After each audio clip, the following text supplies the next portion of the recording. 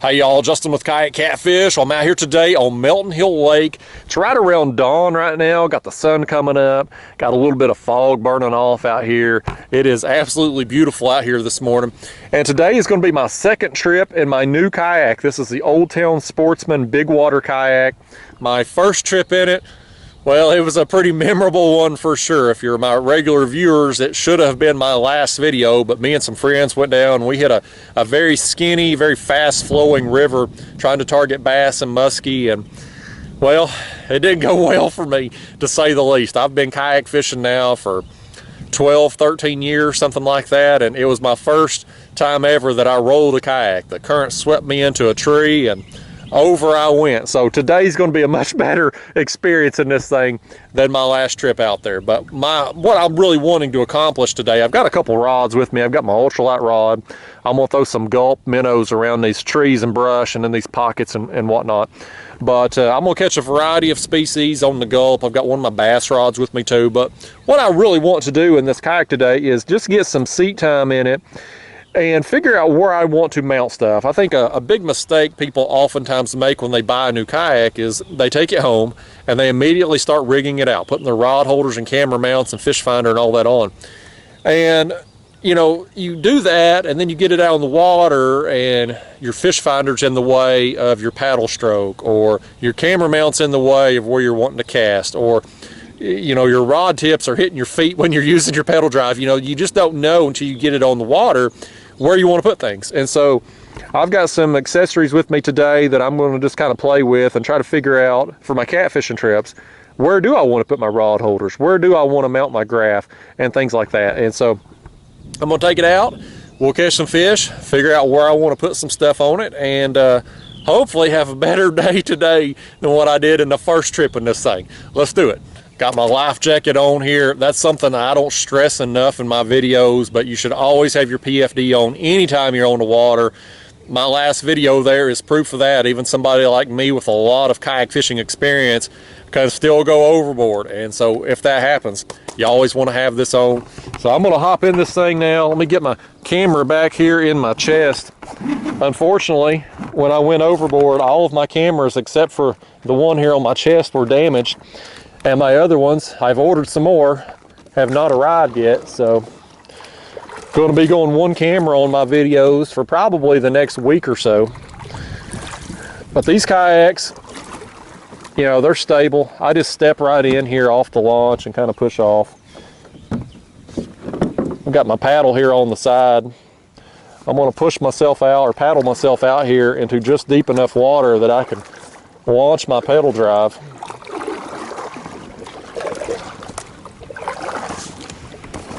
That back in the paddle holder. Now, these Old Town pedal drives, right now I've got this in the up position. What you want to do is take this handle, pull it toward you so that it unlatches up there, and then just drop it down in the slot. It's got they fixed the chest cam here where you can see it. So it's got a latch here. Easier to do when you got two hands. There we go. But it's got this latch that holds that down. And so that's a safety mechanism. If you hit something, stump, rock, whatever, that latch is designed to give and pop up so that your pedal drive pops up and you don't damage the drive. But I'm going to have to play around with my seat here. The seat adjusts forward and back for your leg length. And so I'll have to get this dialed in here too. That may actually that feels pretty good the way I've got it set. And so pedaling along, this lever here lowers your rudder. See it going back down there? Over here is your steering knob. And so that's how I'm going to steer. But easy peasy to launch this thing. I'm going to head over here now and start doing some fishing. I didn't realize I had an audience over here. What do you know? There's always, I don't care what hour of the day you're out, there's always somebody around.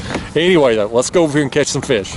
Well, let's start making us some casts here. I've got my ultralight rod. That's a St. Croix Panfish series, 6-foot ultralight. I've got a small Abu Garcia reel, 2-pound test trout magnet SOS line and a 1/64 ounce jig head with a number 8 hook and a 1-inch gulp minnow in the smelt color on there. And I'm just going to work this shoreline here. I was going to hang a left and go up in them pockets in that creek there, but there was 2 other boats up in there, so I thought, well, let me just come over here and we'll go the other way. No sense being around people if you don't have to be, right? That's my motto. When I'm out on the water, I want to be doing my own thing, not around people. Fish right there. What we got? A little bluegill to start today. Now I do have my bucket with me, and I'm planning on keeping some today for my next catfishing trip. But I'm not going to keep this one. It's a little bit smaller than what I want. Hopefully we'll find some bigger than that. If not, then I'll start keeping some that size later on in the morning. But right now I'm focusing on getting a little bit bigger than that for the next catfishing trip. Something bit me right there. Catch up with him. He's coming right at me, man. What's that? That's a bluegill. That's a better one right there. That one's going to go in the bucket. Oh, well, he was going to go in the bucket. He just spit that hook right there. That's a better one. I don't think I got a good hook set on him. He was coming right at me when he hit it. Throw back in there and see if there's some more. I'm just going to work a shoreline up through here, y'all. I ain't doing nothing fancy. Just throwing at visible objects, visible cover. I'm just beating the banks is all. This time of year, you know, we're in the late June here now. It's June 20-something. I don't know what the day is. But, you know, the water's warm. There's a ton of fish in the shallows. And so what I'm doing, just throwing at whatever wants to bite. Gonna cover some water. Oh, something got me right there. Tighten my drag just a smidge there. It's a little bit loose. Yeah, that's another bluegill that we're gonna keep right there. That's a pretty thing too. Look at the orange on that. Orange and the purple. That's what he ate, that little small gulp minnow. Pretty gill. It's gonna make a pretty catfish bait. Throw him in the bucket. Oh, he done flopped out of the bucket on me. Lord, let me grab him. He's in my rear tank well back here. Climb back here and get him.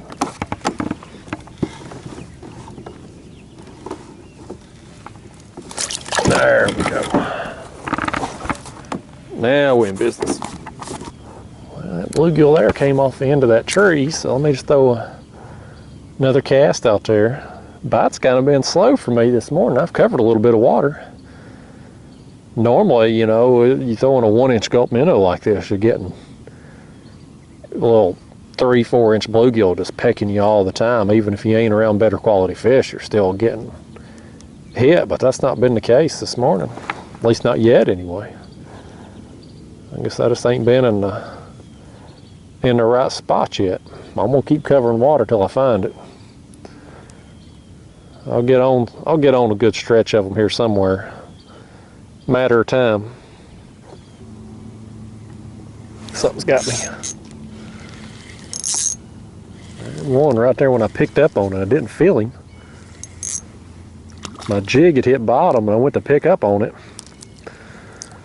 And the bluegill there, I think I'll go ahead and I'll probably throw him in the bucket too. He's borderline on the size that I want to keep, but I'll go ahead and stick him in there. I can always switch him out later. That one there ate my gulp too. I'm gonna have to get me another one out here.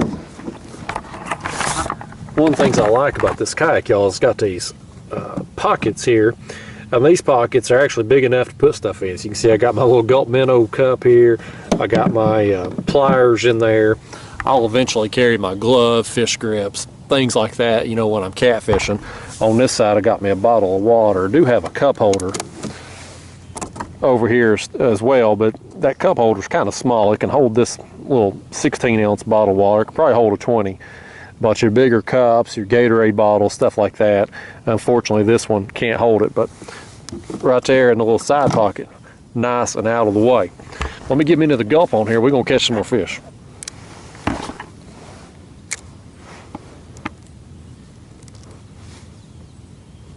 Oh, something got me. Hit it on the fall. I'm coming right at me too.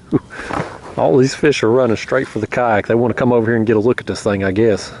Ooh, that's another nice gill. Nice one. Look at him. Man, look at the orange on that thing, man. I'd caught some last week. Got some better quality ones. Different section of this lake. But the ones up here today have had a lot more orange on them. We'll throw that one in the bucket too.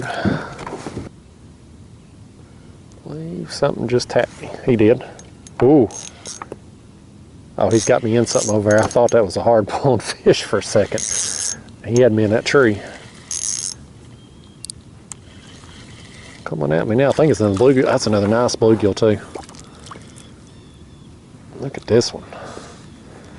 Now, buddy, you threw the gulp off, so you definitely going in the bucket. That's a criminal offense. You cost me a gulp minnow, it cost you your freedom, bluegill. In you go. I don't know how many I got in there, probably half a dozen or so. I'm not going to keep too many. Probably 6 or 8 out here today. Y'all, I'm working this jig. That jig hit bottom.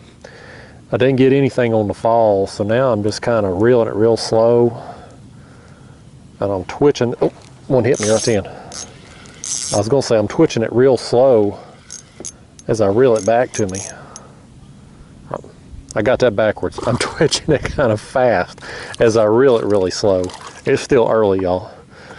I'll get my words out right here in a minute. At least I caught myself screwing up. That's half the battle. That's another great bluegill right there. Look at that, man. Oh, there he gone. He got out of here the old quick release, but again, cast that jig out, letting it sink all the way to the bottom. Now it's on bottom there, I didn't get hit. And most of the time when I am doing this technique, I catch them on the fall. As the jig's going down, you'll see your line twitch, you'll feel the weight, you'll feel the thump. But now that it's on bottom, now I'm just gonna start kind of twitching it. Let's see if I can raise the camera up there so you can see my rod tip. I'm just twitching it as I reel kind of slow. That's the Randy Goad technique, Trout Magnet Man YouTube channel. Very effective on bluegill, crappie, bass, you name it, because everything will eat these small plastics. It represents what they eat in the water. It's just a small minnow-like bait. And if you got fish near it, you put it in front of their face, they're gonna eat it. I catch a ton of fish doing this. Randy Goad there on the, like I said, Trout Magnet Man YouTube channel. Man, he catches thousands of fish, all kinds of different species.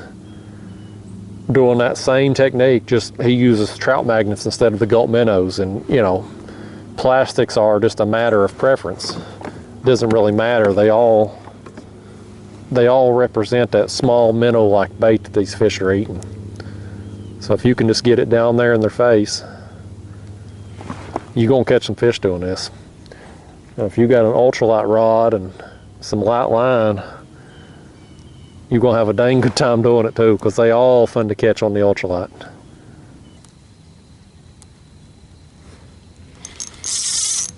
Okay, all right. Something's got me here. I thought I was in some weeds initially, but that's another big bluegill. Look at this one.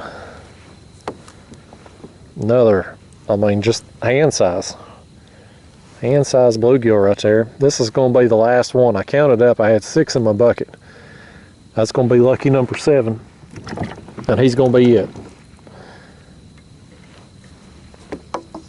fix my gulp back on here. Another nice feature of this kayak that I like, you've seen this on my autopilot kayak, but it's got these molded in rod holders here in the front so that when you're unhooking a fish or whatever, you can set your rod right there. Handy and convenient. That's one of the things about my autopilot that I really like. My autopilot's got one on each side.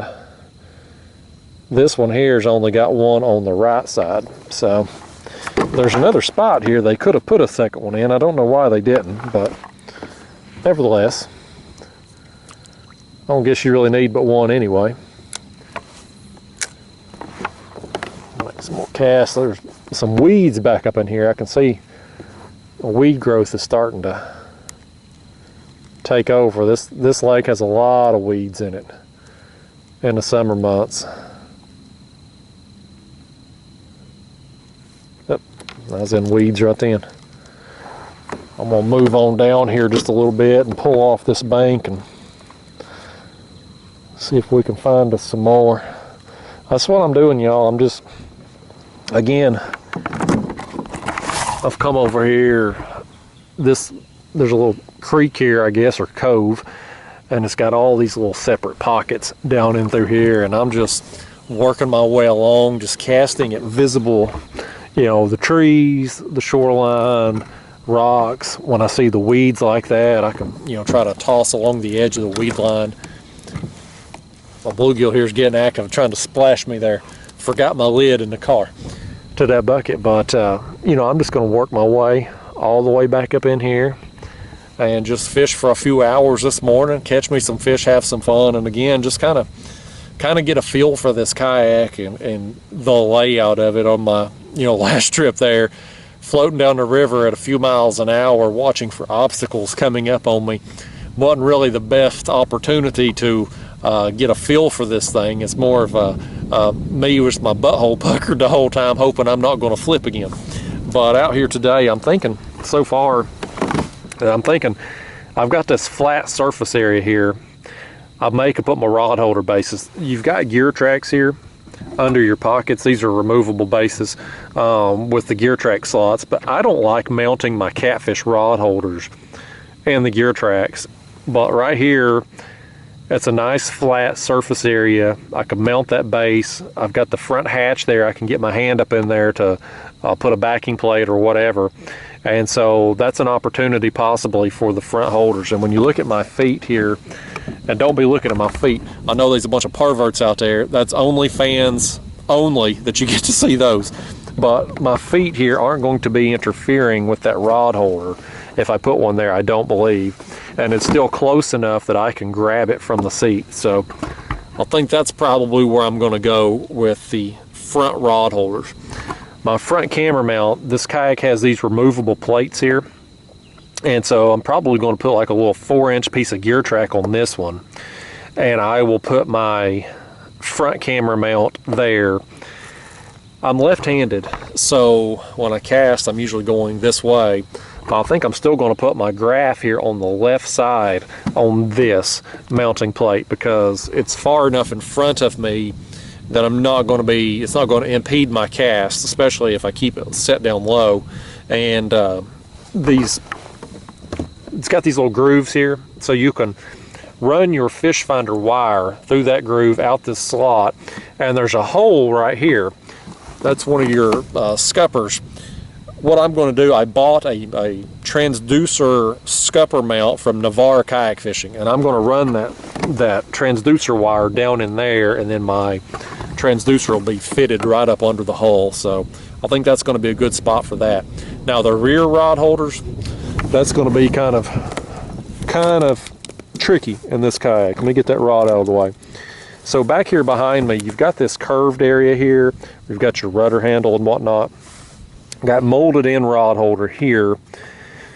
And then you go to these gear tracks with little side pockets here again. So, you know, this area again, I don't like mounting rod holders for catfish with these gear tracks. It's just too much torque.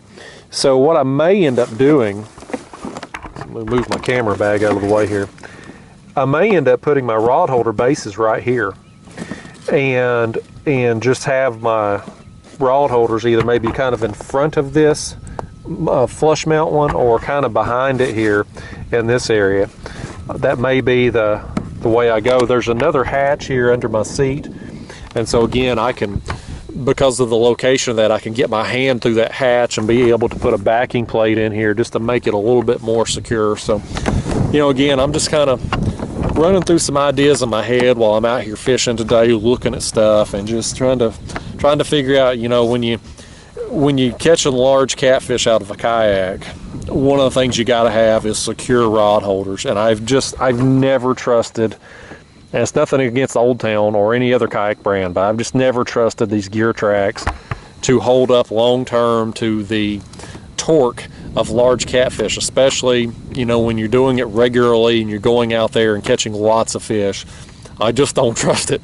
So I want secure rod holders, and so we're going to figure out a way to mount for this. This kayak, again, and I mentioned this a couple, 3 videos back whenever I was out on the water and got the call that this kayak was in town. This one here is not going to be my primary kayak. This is going to be, because it's got the pedal drive, mostly going to use it for the bass tournaments that don't allow motors. I need a option. I have my Hobie kayak there, but that pedaling, the Hobie pedaling motion, just, it kills my back. I get sciatic pain if I go too far or go too fast for too long. And this bicycle motion doesn't seem to bother me as bad. So I wanted something for the bass tournaments. I also wanted a lighter weight kayak for fishing in the winter time. In the winter months, they drop our water levels down here where I fish. And so a lot of the launch sites and ramps that I use during the warmer months, they're just inaccessible in the winter. And so oftentimes you have to end up using places that you have to drag your kayak and portage it a long way. And my autopilot kayak, the Hobie kayak I have, those are heavy kayaks, especially when you got all your gear and batteries and cooler and all that in there, and it's just a beast. Both of those kayaks are beasts to deal with in the winter months when I have to drag them a long ways. And so this kayak here, this is very light. This is going to be 50 plus pounds lighter than those other 2 kayaks. So it's going to be a nice option to have in the winter months. But otherwise, I'm probably going to be in my Sportsman autopilot kayak most of the time. You're still going to see me in it most of the time, but this is just again a lighter weight option for the winter months and my bass tournaments, and may use it for catching bait too, especially if I'm trolling and whatnot. And yeah, but so far I'm liking this kayak. I had one of these kayaks that I used down in Florida when I went on that sailfish trip down there with Antidote Fishing Charters. They have the Old Town Predator kayaks, which is basically this Old Town Sportsman Bigwater. It's just the rebranded version of the Predator kayak. Same exact hull design, everything's identical on them. So I really like that kayak down there on that Florida trip, and so it's going to do fine here. You know, one thing, that video hasn't aired yet, at least not as I'm filming this, with me flipping this kayak there on my last trip out. But, you know, a lot of people will say, oh, this kayak's tippy, it's unstable. No, that's not the case. The reason I flipped this kayak had nothing to do with the kayak itself. It was my mistake. I got swept into a tree by the current, and stupid me, instead of just continuing to paddle and try to get out of that situation, I reached up to grab the tree to try to push myself off because my rods were in it.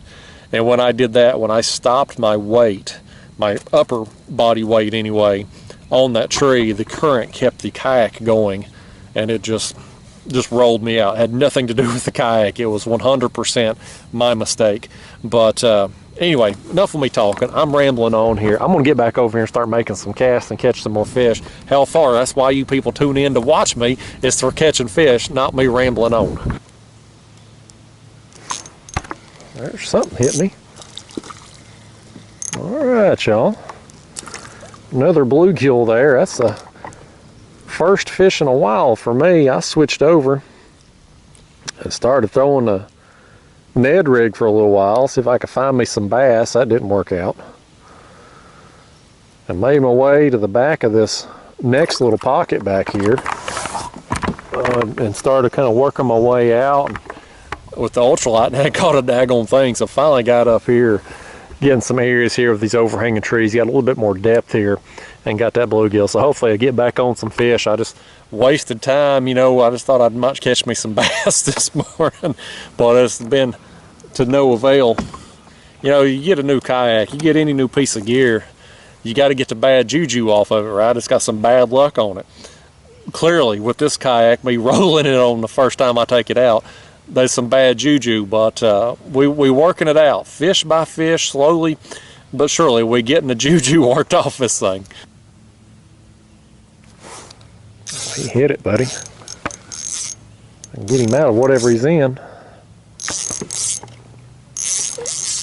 Okay, he's out of it. That's a pulling, man. I don't think that's a bluegill. If it is, it's a big one. I don't know, is that a channel cat or a bass? It's got to be a channel cat. He'd have come up by now. Is that a daggone channel cat? The bane of my existence.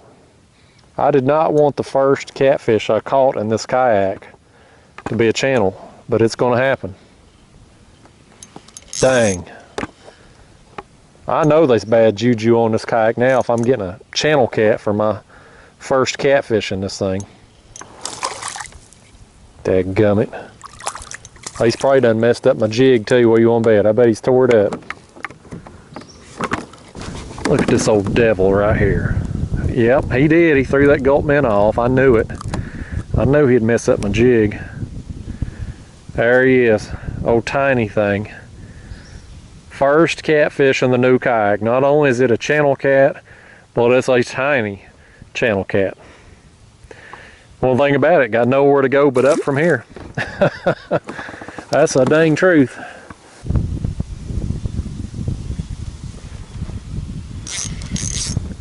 Yeah, that's a fish. I thought I was pulling at a twig or something. It's a bass. That's one of them old largemouth right there. Oh, he just spit it too. Daggone. That's all right. I got to get the tug on the line, got to see him jump a couple times. I don't care about nothing else. If it was a bigger one, I might want to get a picture with it or something, but that one's several years away from being a whopper. Oh, something hit me. What we got here? This feels like maybe a bluegill. I think it may be a little better one though, definitely better than the little 3-inchers that I've gotten up through here. Slightly better anyway. Now this one ain't got the colors. In fact, I don't think any of these bluegill I've got in this little section have had the colors that the ones first thing this morning had. Now I was in a different area over there when I got them, but they were all good quality. Had a lot of pretty colors. And these over here, not so much. Ooh, something hit me. Let's see what this is. I think that's another bluegill. I had something swipe at me a few minutes ago. I couldn't tell if it was a bass or a skipjack. It was something had a little bit more oomph to it, a little bit bigger. But this size bluegill right here, you catch these on the gear I'm using. Again, I got this little St. Croix Panfish Series ultralight rod.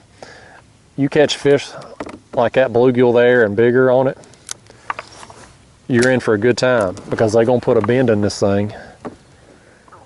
And you know, you catch a fish, say a bass, or in that 3-pound range, or a drum in the 5 to 10 pound range. Something hit me right there. You in for a good time. You're gonna have to take your time when you're using this lighter tackle and especially the light line. But it's a blast. Fishing's all about the tackle you use. If you match your tackle to the size of the fish that you're after, you'll never be disappointed. Unless you catch channel cats and you hate them as bad as I do. then you're always going to be disappointed when you hook into one of them. All right, guys, I am back home now. Had a bass boater roll back in there on me, and I was like, I'll just wait till I get home to do the closing of this video. Besides that, it's easier for me to explain what I'm wanting to do with the kayak while I'm standing outside of it versus actually being in it on the water and trying to show you. So first thing I got to do, obviously, with this kayak is I've got to adjust my bunks. I got the PVC bunks here on the trailer, and it's currently set up to haul the Hobie. So I've got to adjust those so that this kayak sits better on it. But I'm going to mount my rod holders, at least my front ones anyway, on this flat surface area. I think this right here is going to be the best place to put them so that they're forward of my pedals and they're not impeding the pedal strokes, but yet they're still close enough to the seat that I can reach up and grab the rods. I think that's going to be the best place to do it. And this flat surface area here, it's really perfect for mounting the base because you can get in here to the hull. One of the things I really like about this kayak is this hull space here. You got all this open area here, you can store stuff, but then you can get your arms up in here to be able to run your bolts through and get your backing plate and all that. I'm probably actually not going to use a backing plate on this kayak. The Old Town hulls are very thick. These are very good quality kayaks. And so back when I had my Hobie Outback, all I did was use a nut and a washer. And I mean, you saw how many big fish, at least for those of you who've been around my channel a long time, you saw how many big fish I caught in that Hobie Outback. And the hull thickness on this kayak is actually, I think it's a little thicker than what my Outback was. So I don't think it'll be a problem just running a bolt and nut and washer through there to secure it. But I'm going to get that done. I'm going to put me some 4-inch gear tracks across here so I can put my camera pole and my graph on there. The challenge of this kayak is going to be mounting my rear rod holders. The rear tank well of this kayak, for a kayak this size, this rear tank well is very small. And so when I put my big bait cooler in here, it's going to take up most of this area. And so even if I put my rod holders here on the gear tracks, you get your rod holder mounted there and your cooler's taking up this whole area, your rod butts can't really go in very far. I can't put my rods in the rod holders securely because it's going to impede on the cooler. So what I'm thinking I may do is I've got this space here behind the seat. I may mount me like a board here, like a dashboard going across, and then mount the rod holders to that board so that everything's secure, and this will be forward of the cooler there again. Kind of like what I've done over here on my autopilot.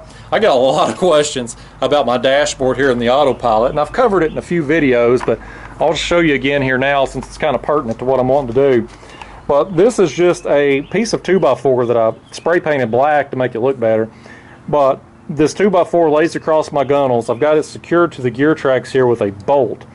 That bolt is secured down with the board, I should say, is secured down with the bolt with this furniture knob there. It's got a female thread. You just screw down on the bolt and that locks everything in. And I mean, that's on there solid. That ain't going anywhere.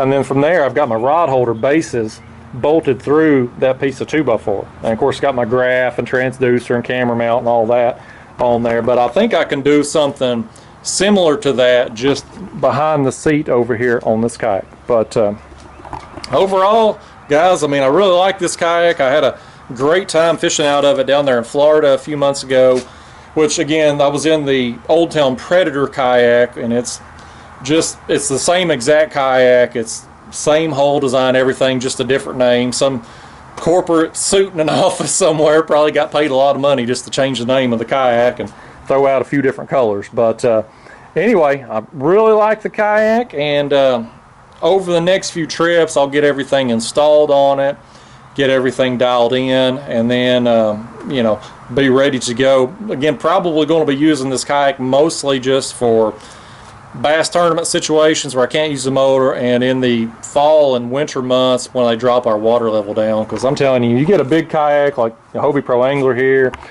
or the Autopilot, which the Autopilot, both of these kayaks here are around like 140 pounds bare with nothing in them. And you get the Autopilot with the motor, the battery, throw my gear in there, bait cooler. That thing is a beast to be pulling long distances or up hills, you know.